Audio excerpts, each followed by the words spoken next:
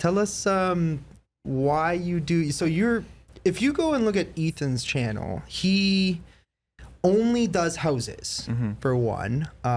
Mainly, I mean, you'll do pretty much any house, but I think your favorite, that's pretty obvious, is that you're really into retro, right? Especially retro mansions. I know they're a little bit harder to find because obviously not every house is going to be a mansion. Right. But why are you so interested in like retro and like from you're into like a certain era? Like, what's your favorite, first of all? Yeah. So what's retro? To me, just anything that's out of style today. Nice. You know, I don't know what it is about it. There's just something about the whole. Well, first of all, my favorite is the '80s. I love the '80s whole architecture of that. You know, glass block windows, black tile floors. Oh yeah. The colorful bathrooms, like with the mirrors. Like, there's just something about it that I don't even know what it is, but I absolutely love it. Oh, I see the appeal. Yeah. Yeah. Hell I yeah. mean, I guess the more colorful, the better, the more interesting. Yeah, right. Yeah. Yeah, I think they're pretty cool. And so would you say you prefer mansions specifically? Is that like your thing? Larger houses, I'd say. Larger houses? Yeah. I guess there's more to see. Yeah, right. And you find sometimes that they're like, there's a little bit more detail and what would you say was your favorite, like your absolute, if you had to rank from 10 to 1, what was your absolute number one favorite place that you've ever done?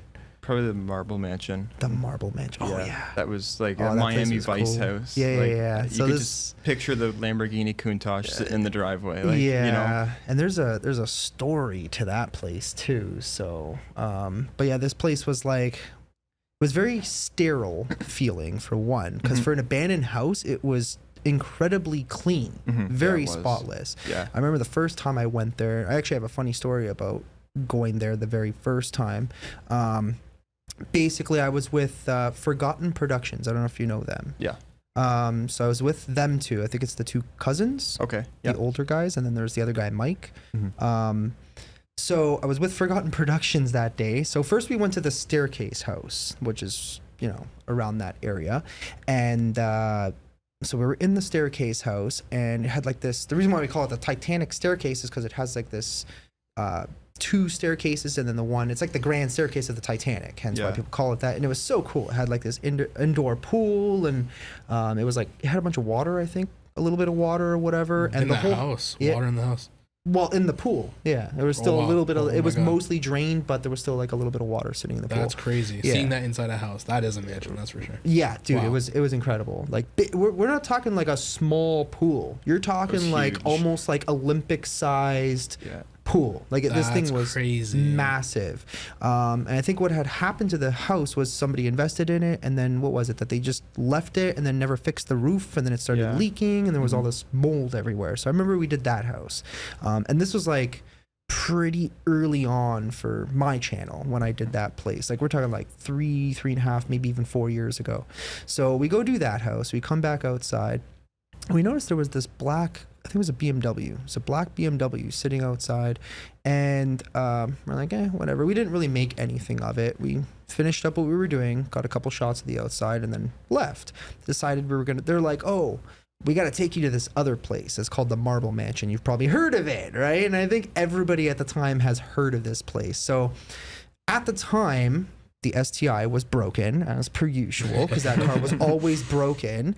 I don't even remember what happened with that car. I think I had to get like new rims because I hit like a rock, so the rims were exploded, and insurance was taking care of it. So I had a rental. I had a white Dodge Charger, piece of crap. Hated that car. It was awful. It was like driving a boat because you were just floating the entire time. It had no handling whatsoever, no balls because it was just a V6, and they're very heavy. So we're in this car, and one of the guys had this security thing in their car. So I had this idea, and I'm like, yo, you still got that security? It was like a banner. And he's like, yeah. And I'm like, okay, well, we have a Dodge Charger, so it kind of looks like a security car to begin with, or a cop. Let's just put the banner and then just park on the driveway. So we do that. We pull up, and we're sitting on the driveway when all of a sudden the black BMW now shows up in front of this house, and there's a lady, and she gets out, and she's like, "What are you doing here?" And I'm like, "Oh, I'm just looking to buy the house." She's like, "Oh, really? I'm like, yeah, are you the real estate agent? And I knew she was lying, but she goes, yeah, I'm the real estate agent. Wow. And I'm like, there's no way. But I'm like, okay, well, I'll call you if we're interested. I'm just like, guys, just get in the car. Let's get the hell out of here. We all got back in the car real quick and just left. But yeah, that house was cool, man. I like that. It was place. awesome. Yeah, I think they're renovating it now, right? Yes. Yeah. Any ideas what it looks like now? Pretty plain, Yeah. pretty modern, and just No white more, and no more plain. 80s. No more 80s. It's over. Yeah. It's over. It's all done. Okay. What's your second favorite Explorer apart from that one? Something I'm doing right now. There was a whole big neighborhood Mhm. of 14 houses all in the same street. Developer bought out, and again, they're late 80s era houses, so it's my type of place. And there's 3 left. They've Oh, boy. torn down, I think, 10 of them, and then 1's still lived in. Hmm. So that's definitely up there for sure. It's funny how they're still living there. I can't imagine. I think it'd be creepy to be surrounded by just empty houses and Right. construction. Like it'd Yeah. just be, Is what it is, I suppose. But If they hold out for longer, do they get more money?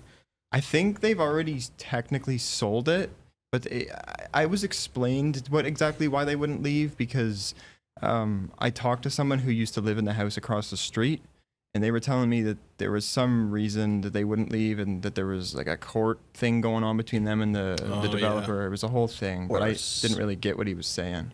yeah, they probably think that at this point they're gonna, if they just hold out, they're gonna get more money. Yeah.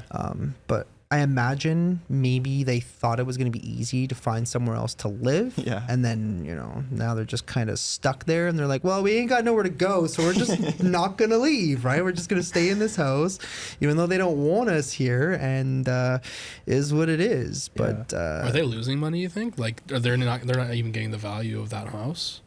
I don't How does think that they'll work? lose money. I mean, I know there was a couple in there that got way over market price. Like they're on average worth probably 3 to 4 million. But I know there was one guy that got 8. Wow. Yeah, because he wouldn't leave. So they're just like, all right, here's 8 million. Now go.